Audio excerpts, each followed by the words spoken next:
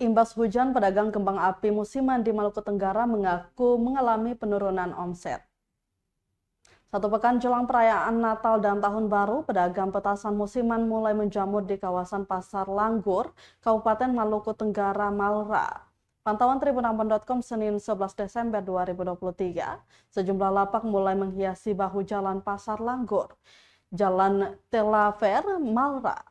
Belasan lapak tersebut berjejer menawarkan aneka petasan dengan harga variatif. Kendati demikian, jelang pergantian tahun 2023 ke 2024 ini, animo masyarakat untuk membeli kembang api dirasa mulai menurun. Madi, salah seorang pedagang kembang api mengaku, omset penjualan dalam sehari bisa mencapai Rp300.000. Namun menurun dikala cuaca tidak bersahabat. Dari pengalaman sebelumnya, penjualan kembang api mulai mengalami peningkatan saat memasuki penghujung tahun. Madi sendiri menjual beragam jenis petasan mulai dari kembang api, kupu-kupu, air mancur, roket, gasing, dan sebagainya.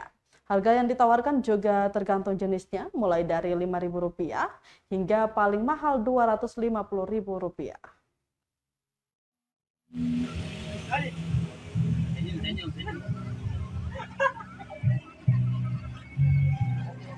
Download Tribun X sekarang, menghadirkan lokal menjadi Indonesia.